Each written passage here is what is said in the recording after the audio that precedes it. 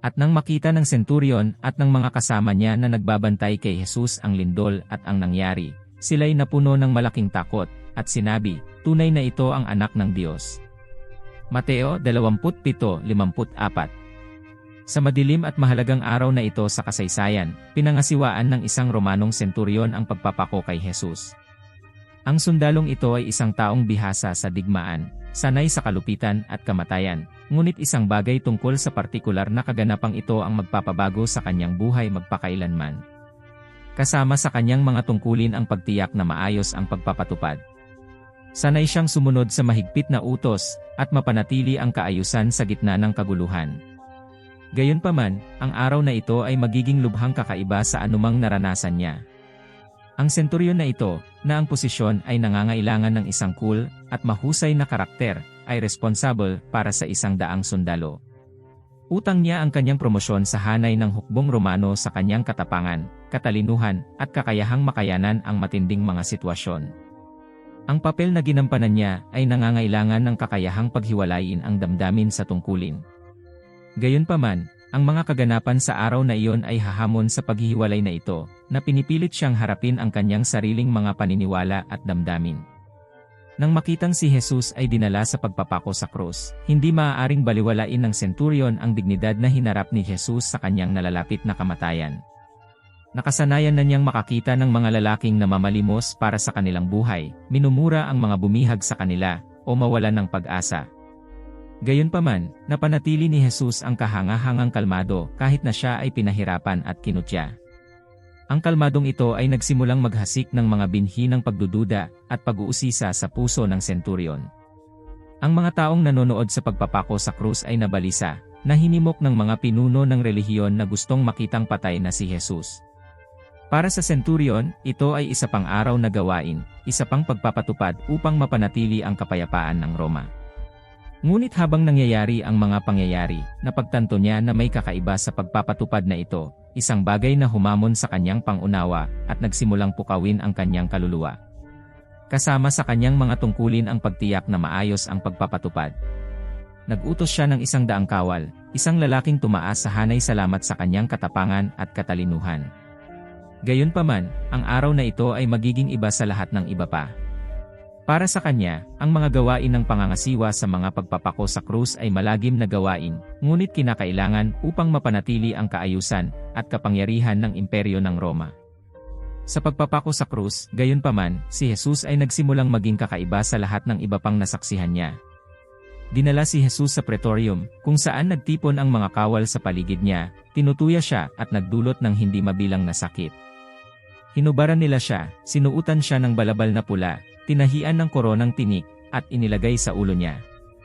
Pagkatapos ay binigyan nila siya ng isang tambo, na kumakatawan sa isang setro, at lumuhod sa harap niya sa panunuya, na nagsasabi, "Aba, hari ng mga Judyo." Dinuraan nila siya, sinunggaban ng tungkod at paulit-ulit na hinampas sa ulo. Ang senturyon, sa pagmamasid sa lahat ng ito, ay hindi maiwasang mapansin ang dignidad ni Jesus sa harap ng gayong malaking kahihiyan. Kahit sino pang lalaki ay humingi ng awa o sumisigaw sa sakit, ngunit si Jesus ay nanatiling tahimik, tinitiis ang pagdurusa ng may katahimikan na hindi naiintindihan ng tao. Sinimulan nitong ilipat ang senturyon, na, sanay sa kalupitan, ay lalong naintriga sa karakter na ito. Nang sa wakas ay dinala si Jesus upang ipako sa krus, ang daan sa kahabaan ng Via Dolorosa ay namarkahan ng bigat ng krus at ang habag ng isang pulutong na nahahati sa pagitan ng mga umiiyak at ng mga nanlilibak.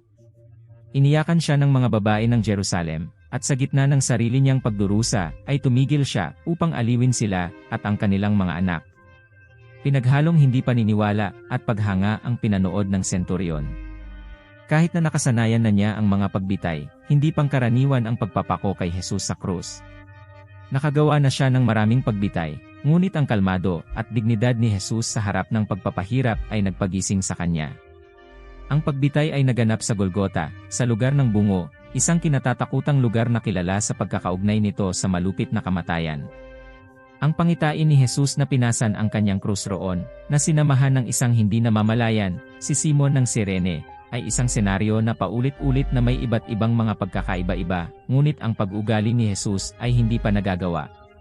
Pagdating nila, ipinako nila si Jesus sa krus at itinaas siya sa pagitan ng dalawang magnanakaw, kaya natupad ang hula ni Isaias na siya ay mabibilang sa mga kriminal.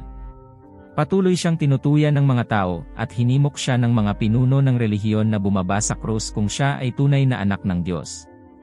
Maging ang mga kriminal na ipinako sa kanyang tabi ay nakiisa sa pangungutya. Ngunit si Jesus ay nanatiling tahimik na nagpapakita ng isang panloob na lakas na nakalilito sa kanyang mga bumihag. Ang senturyon, na sanay sa marahas na paglaban at kawalan ng pag-asa ng mga hinatulan, ay nakakita ng ganap na kakaiba kay Jesus. Ang kanyang panalangin sa Ama, na humihingi ng kapatawaran para sa mga nagpako sa kanya, ay lubos na naalala ng sundalo, "Ama, patawarin mo sila, sapagkat hindi nila alam ang kanilang ginagawa." Ang mga salitang ito, na binigkas sa harap ng paghihirap, ay nagpahayag ng pag-ibig at awa na higit sa pangunawa ng tao. Nagsimulang tanungin ng senturyon ang lahat ng nalalaman niya tungkol sa lakas at kapangyarihan. Sa paglipas ng mga oras, nagsimula na ring tumugon ang kalikasan sa pagdurusa ni Jesus. Sa tanghali ay bumagsak ang kadiliman sa ibabaw ng mundo, at tumagal hanggang 3:00 ng hapon. Ang supernatural na kababalaghang ito ay nagpapataas ng pakiramdam ng takot at pagkamangha sa mga naroroon. Ang senturyon, na nakakita ng ganoong dramatikong reaksyon mula sa nilalang, ay napilitang kilalanin na may mas malaking nangyayari. Kahit kinukutya at binugbog si Jesus, nanatili siyang kalmado. Ang senturyon ay nanood, humanga sa dignidad at katahimikan ni Jesus, na kaibahan sa mga naunang pagbitay. Sa praetorium muli siyang hinubaran ng mga sundalo, binihisan siya, at dinala siya sa pagpapako sa krus. Patuloy nilang tinutuya siya, ngunit hindi tumugon si Jesus na may galit o pagtutol. Ang kanyang pananahimik ay nakakabahala sa mga nakasanayan nang makita ang desperasyon ng mga sinumpa. Nasaksihan ang hindi pangkaraniwang katahimikan na ito, ang senturyon ay nagsimulang makaramdam ng pagtaas ng kalituhan. Nakita niya ang maraming lalaki na nagmamakaawa para sa kanilang buhay, minumura ang mga bumihag sa kanila, o nawala ng pag-asa, ngunit iba si Jesus. Tiniis niya ang sakit na may kalmadong hindi maintindihan. Itong kapayapaan. Hindi ito ang pagbibitiw ng isang talunang tao, ngunit ang lakas ng isang taong nakakaalam ng kanyang paghihirap ay may mas malaking layunin. Ang panalangin ni Jesus, na humihingi ng kapatawaran para sa kanyang mga berdugo, ay umalinggaw-ngaw sa isipan ng senturyon. Wala pa siyang narinig na nagdarasal ng ganoon para sa kanilang mga kaaway. Ang pagpapakita ng pagmamahal at habag na ito ay lubos na naiiba sa kalupitan ng pagkilos ng pagpapako sa krus. Nagsimulang magtaka ang senturyon kung sino ang lalaking ito na kayang magmahal ng labis, kahit na sa gitna ng pagpapahirap. Habang nakabitin sa krus, si Jesus ay patuloy na nagpakita ng pambihirang pagmamalasakit sa iba. Ipinagkatiwala niya ang pangangalaga ng kanyang ina sa kanyang minamahal na alagad na si Juan, na nagpapakita ng pangangalaga, pagmamahal ng pamilya na higit pa sa kanyang sariling pagdurusa. Ang mga gawaing ito ng habag at pagmamalasakit sa gitna ng pagdurusa ay lubhang nakaantig sa puso ng senturyon, na nakakita kay Jesus ng isang sangkatauhan na sumalungat sa kanyang pagkaunawa sa lakas at kahinaan. Sa panahon ng paglilitis, tinawag ng mataas na saserdote si Jesus upang ipahayag ang kanyang sarili bilang anak ng Diyos. Matibay na pinatunayan ito ni Jesus, na gumawa ng malalim na impresyon sa senturyon na nakasaksi ng lahat. "Sinabi mo na," sagot ni Jesus, "ngunit sinasabi ko sa iyo, makikita mo ang anak ng tao na nakaupo sa kanan ng kapangyarihan, at dumarating na nasa mga alapaap ng langit." Mateo 26:64. Ang pahayag na ito ay naging punto ng pagbabago. Pinunit ng mataas na saserdot ang kanyang damit, inakusahan si Jesus ng kalapastanganan, na humantong sa kanyang paghatol. Nakita ng senturyon, na naroroon sa pakikipagpalitang ito, ang katahimikan at pagtitiwala na sinagot ni Jesus ang mga akusasyon. Hindi niya ipinagtanggol ang sarili o humingi ng awa, sa halip, pinagtibay niya ang kanyang banal na pagkakakilanlan, alam na tatatakan nito ang kanyang kapalaran. Ang pag-uugali na ito ay lubos na naiiba sa iba pang mga bilanggo, na madalas ay nawala ng pag-asa o pagtanggi. Habang si Jesus ay dinala pabalik sa pretorium, ang senturyon ay nakapagmuni-muni sa kanyang nasaksihan. Maaaring umalingaw-ngaw sa iyong ulo ang mga salita ni Jesus, makikita mo ang anak ng tao na nakaupo sa kanan ng kapangyarihan, at dumarating na nasa mga alapaap ng langit. Ang pananaw na ito ng kapangyarihan at kamahalan ay kaibahan sa eksena ng kahihiyan at pagdurusa na kanyang nasaksihan. Paano makapagsalita ang isang taong nasa ganoong sitwasyon ng may ganoong pagtitiwala at otoridad? Habang si Jesus ay nahaharap sa tumataas na kahihiyan at pagpapahirap, ang kanyang reaksyon ay nanatiling hindi nagbabago. Hindi niya sinumpa ang kanyang mga nagpapahirap o nagtangkang tumakas. Sa halip, nagpatuloy siya sa pagpapakita ng tahimik na lakas na sumalungat sa pangunawa ng senturyon. Ang kapangyarihang ito ay hindi pisikal, ngunit espiritual, at maaaring magsimulang pukawin ang isang bagong kamalayan sa matigas na sundalo. Ang karamihan, na hinimok ng mga pinuno ng relihiyon, ay humiling na ipako si Jesus sa krus. Si Pilato, na nakayuko sa panggigipit, ay ibinigay si Jesus sa mga kawal. Muling nakita ng senturyon ang kapayapaan ni Jesus sa gitna ng kaguluhan. Ipako siya sa krus, ipako siya sa krus, sigaw ng mga tao, habang hinuhugasan ni Pilato ang kanyang mga kamay, na sumisimbolo sa kanyang pagtatangka na palayain ang kanyang sarili mula sa pagkakasala ng pagkondena sa isang inosenteng tao.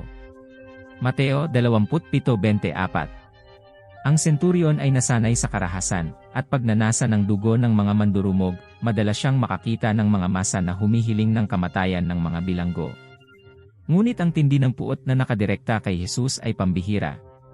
Alam niya na ang mga lider ng relihiyon ang nasa likod nito, anupat minamanipula ang karamihan para matiyak ang pagbitay kay Jesus. Ang pagmamanipula na ito ay hindi na bago, ngunit ang layunin ng kanyang pagkamuhi ay ang nakagambala sa senturyon. Habang pinapasa ni Jesus ang kanyang krus sa makikitid na mga lansangan ng Jerusalem, na bumagsak sa ilalim ng bigat nito, napilitan ang senturyon na mamagitan at inutusan si Simon ng Cyrene na tumulong sa pagpasa ng krus. Ang simpleng pagkilos na ito ng habag na iniutos ng senturyon ay nagpakita na kahit bilang isang berdugo, ay hindi siya walang pakialam sa pagdurusa ng tao. Nakita niya si Jesus bilang isang tao na hindi karapat-dapat sa ganoong kapalaran. Habang umuusad ang prosesyon, patuloy na tinutuya at iniinsulto ng mga tao si Jesus. Gayunpaman, hindi siya kinasusuklaman ni Jesus pabalik, nanatili siyang tahimik, dinadala ang lahat ng ito ng may dignidad na hindi inaasahan. Ang pag-uugaling ito ay kaibahan sa karaniwang reaksyon ng ibang mga bilanggo, na madalas tumugon sa karahasan ng may karahasan o kawalan ng pag-asa. Nang si Jesus ay ipinako sa krus, hindi siya nagpahayag ng puot o galit. Sa kabaligtaran, hiniling niya sa Ama na patawarin ang mga nagpako sa kanya, kabilang ang senturyon mismo. Ama, patawarin mo sila, sapagkat hindi nila alam ang kanilang ginagawa. Lucas 23:34. Ang mga salitang ito, na binigkas sa paghihirap, ay nagpahayag ng lalim ng pagmamahal at habag na nag-alis ng sandata sa senturyon. Sanay na siyang makarinig ng mga daing ng sakit at sumpa, maaaring nagulat siya sa panalangin ito. Hindi pa siya nakakita ng isang tao, lalo na ang isa na pinatay sa ganoong kalupit na paraan, na humingi ng tawad sa kanyang mga berdugo. Marahil ang pagkilos na ito ng awa, ay nagsimulang tumagos sa katigasan ng kanyang puso, na naghasik sa loob niya ng mga binhi ng pagdududa tungkol sa lahat ng kanyang nalalaman at pinaniniwalaan. Habang nakabitin sa krus, si Jesus ay patuloy na nagpakita ng pambihirang pagmamalasakit sa iba. Ipinagkatiwala niya ang pangangalaga ng kanyang ina sa kanyang minamahal na alagad na si Juan, na nagpapakita ng pangangalaga, pagmamahal ng pamilya na higit pa sa kanyang sariling pagdurusa.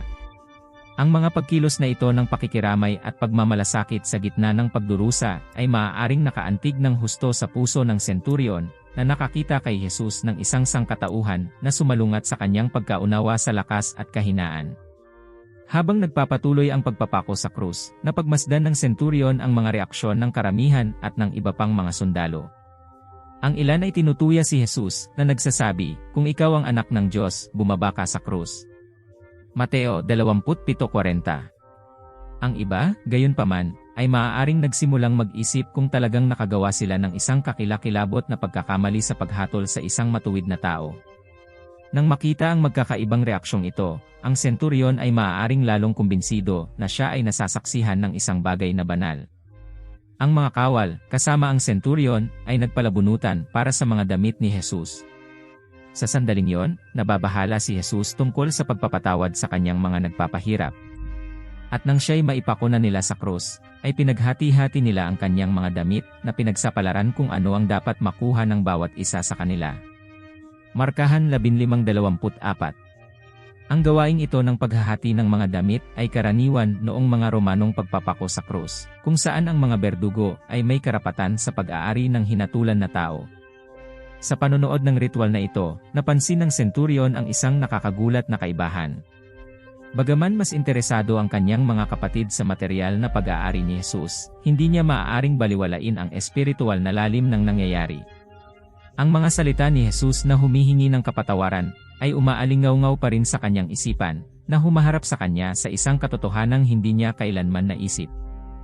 Iniulat ng mga ebanghelyo na ang mga damit ni Jesus ay hinati sa 4 na piraso, isa para sa bawat sundalo, ngunit ang kanyang tunika, na walang tahi, ay iginuhit sa pamamagitan ng palabunutan upang matukoy kung sino ang magsusuot nito. In 1923 at 24. Ang tila walang kwentang detalyeng ito ay tumupad sa isang hula sa lumang tipan. Binati nila ang aking mga kasuotan sa kanila at pinagsapalaran ang aking tunika. Awit 22:18. Ang centurion, kahit na hindi niya alam ang tungkol sa hulang ito, ay maaaring nagsimulang matanto na ang lahat ng nangyari doon ay may mas malalim na kahulugan. Habang nagsasabunutan ang mga kawal, si Jesus ay patuloy na nagdusa sa katahimikan, na nagpapakita ng katatagan at kapayapaan na hindi maunawaan ng tao. Para sa centurion, bawat sandali ay mapapatunayan ang kanyang paniniwala na siya ay hindi isang ordinaryong tao.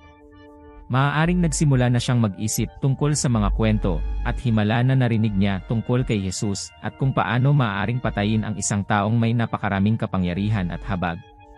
Biglang yumanig ang lupa at natakpan ang langit ng hindi makalupa na kadiliman. Ang mga cosmic sign na ito ay lubos na nagpakilos sa centurion na hindi pa nakasaksi ng anumang katulad nito. Mula sa ika-6 na oras hanggang sa ika-9 na oras ay nagkaroon ng kadiliman sa buong lupain. Mateo 27:45. Ang supernatural na pangyayaring ito ay nagpapataas ng pakiramdam ng takot at paggalang sa mga naroroon, na nagpapakita na ang pagpapako kay Jesus sa krus ay isang pambihirang pangyayari. Ang centurion, na nalilito na sa ugali ni Jesus, ngayon ay nahaharap sa kalikasan na kapansin-pansing tumutugon sa pagkamatay ng tao sa krus. Ang kadiliman ng tanghali at ang sumunod na lindol ay malinaw na mga palatandaan na may nangyayaring hindi maunawaan ng tao. Ang mga pisikal na pangyayaring ito ay sumasalamin sa espiritual na kadakilaan ng nangyayari. Ang kadiliman, na tumagal ng 3 oras, ay hindi maipaliwanag ng isang solar eclipse dahil ang Jewish Passover ay nahulog sa isang full moon. Sa makatuwid, ang supernatural na pangyayaring ito ay malinaw na nakita bilang isang banal na tanda. Ang centurion, na nakakita ng ganoong dramatikong reaksyon ng nilalang, ay kailangang umamin na siya ay naharap sa isang natatanging sandali sa kasaysayan. Ang lupa ay yumanig at ang mga bato ay nagbitak, na nagpapakita na ang kalikasan ay nagdadalamhati sa pagkamatay ng anak ng Diyos. Ang paniniwala ng centurion na si Jesus ang tunay na anak ng Diyos, na may likas na mas sensitibo kaysa sa puso ng tao, ay isang tugon sa kamatayan ni Jesus. Nagbitak ang mga bato at yumanig ang lupa, hudyat ng kahalagahan ng sandali. At muling sumigaw si Jesus ng malakas na tinig, at nalagot ang kanyang espiritu. At narito, ang tabing ng templo ay nahapak sa 2, mula sa itaas hanggang sa ibaba, at ang lupa ay nayanig, at ang mga bato ay nabasag. Mateo 27:50-51. Ang mga pisikal na pangyayaring ito ay sumasalamin sa espiritual na kadakilaan ng nangyayari. Ang kurtina ng templo na naghiwalay sa kabanal-banalan ay napunit, na sumasagisag sa bagong tipan sa pagitan ng Diyos at ng sangkatauhan sa pamamagitan ng sakripisyo ni Jesus. Ang centurion, nang makita ang mga palatandaang ito, ay nagsimulang maunawaan na ang kamatayan ni Jesus ay hindi lamang isang pagpatay, ngunit isang kosmikong kaganapan na may malaking espiritual na kahalagahan. Ang kadiliman at lindol ay pisikal na pagpapakita ng pagluluksa ng sangnilikha para sa kamatayan ng lumikha. Sinabi ni Spurgeon, ang tanyag na mangangaral, hindi siya namatay para sa mga bato, ngunit ang mga bato ay mas malambot kaysa sa mga puso ng mga tao kung kanino siya nagbuhos ng kanyang dugo. Sa harap ng lahat ng mga pangyayaring ito, ipinahayag ng centurion, tunay na ito ang anak ng Diyos, Mt 27:54. Ang pagtatapat na ito ay isang malakas at taos-pusong pagkilala sa kawalang kasalanan at pagka-Diyos ni Jesus. Ang centurion, isang taong sanay sa kalupitan ng digmaan at kamatayan, ay lubhang naantig sa kanyang nakita at narinig noong araw na iyon. Ang kanyang pahayag ay isang patotoo sa epekto ng kamatayan ni Jesus sa kanya. Ang paniniwala ng senturyon ay hindi lamang batay sa panlabas na mga palatandaan tulad ng kadiliman at isang lindol. Ito rin ang resulta ng kanyang maingat na pagmamasid sa ugali ni Jesus sa panahon ng pagpapahirap at pagpapako sa krus. Nakita niya ang dignidad, habag at pagmamahal ni Jesus, kahit nasa gitna ng paghihirap. Ito ay isang malaking kaibahan sa kalupitan, at kalupitan na nakasanayan niya sa iba pang mga pagbitay.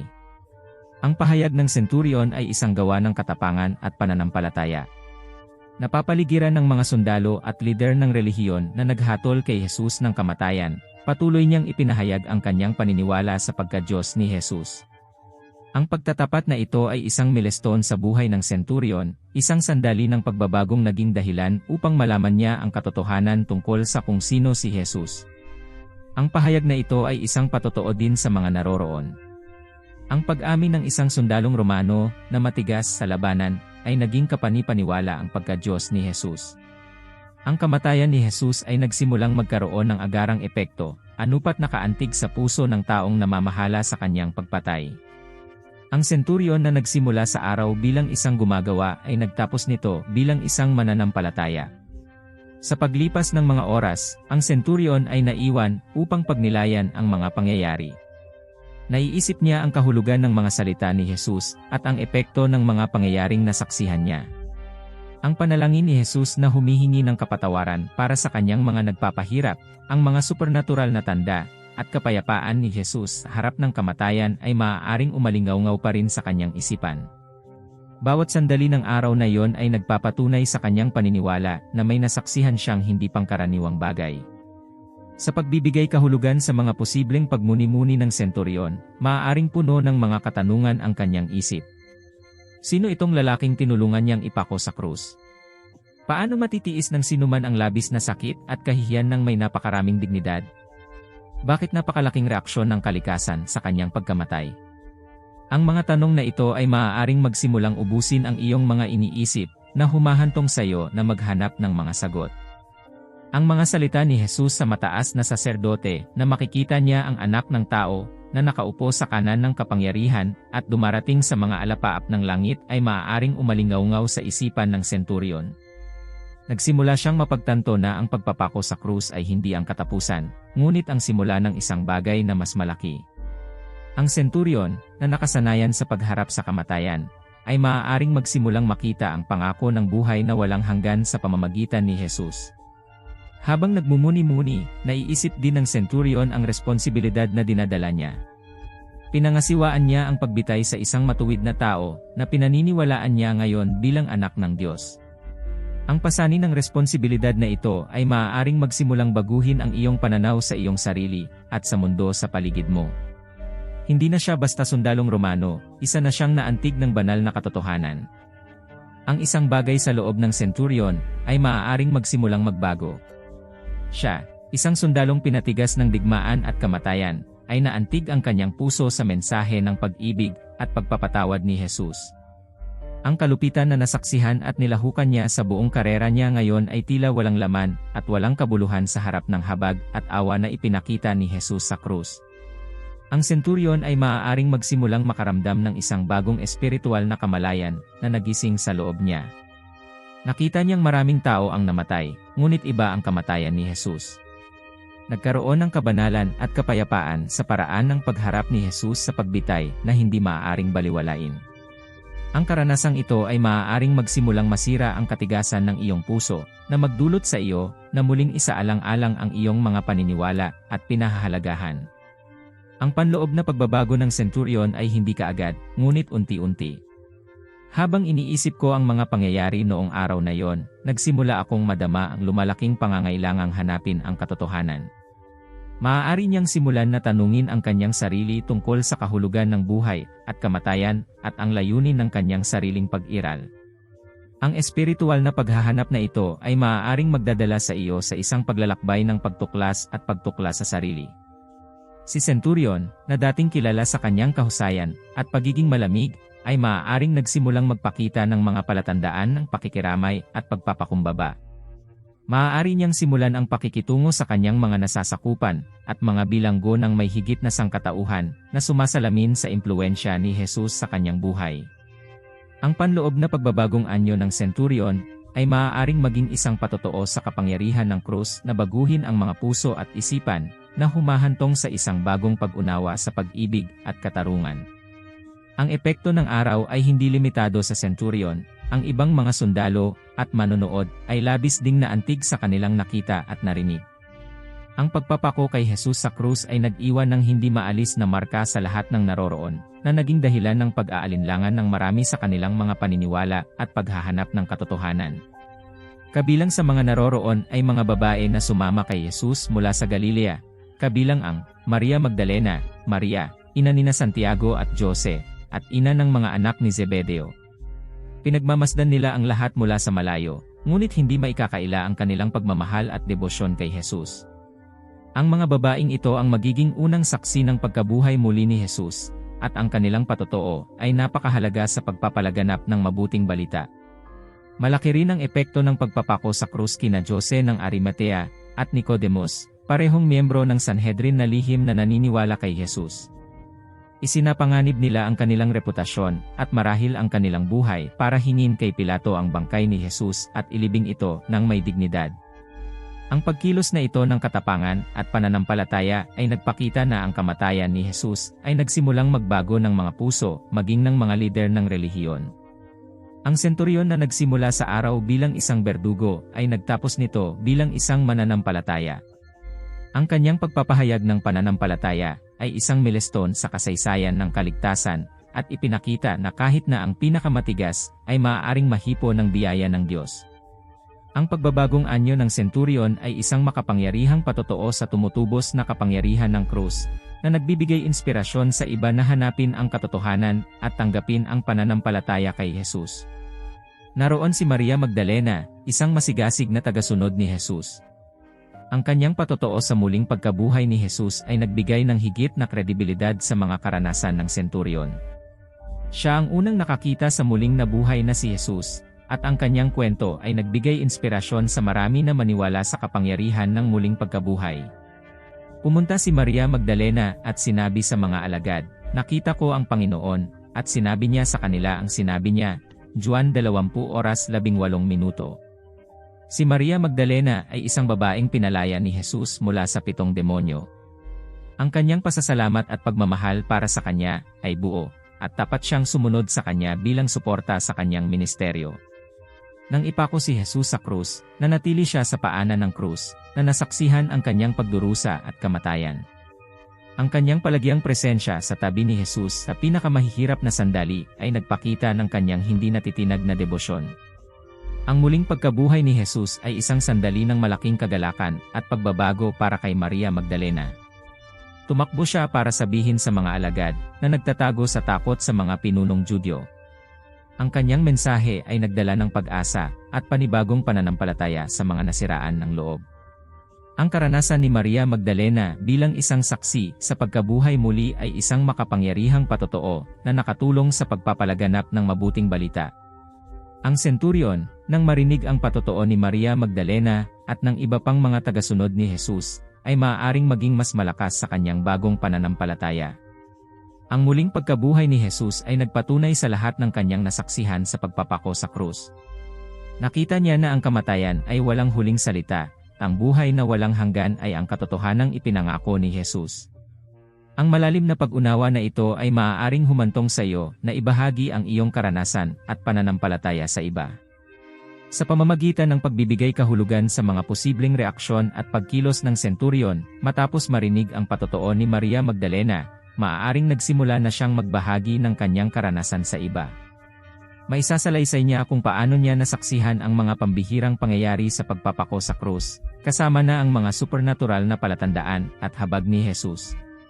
Ang kanyang kwento ay maaaring makaantig sa maraming puso at umakay sa marami sa pananampalataya kay Kristo.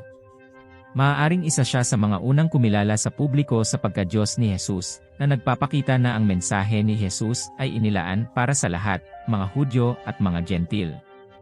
Sa pagbibigay kahulugan sa posibleng epekto ng patotoo ng centurion, ang pagpapako sa krus at muling pagkabuhay ni Jesus ay nagkaroon ng malalim at pangmatagalang epekto.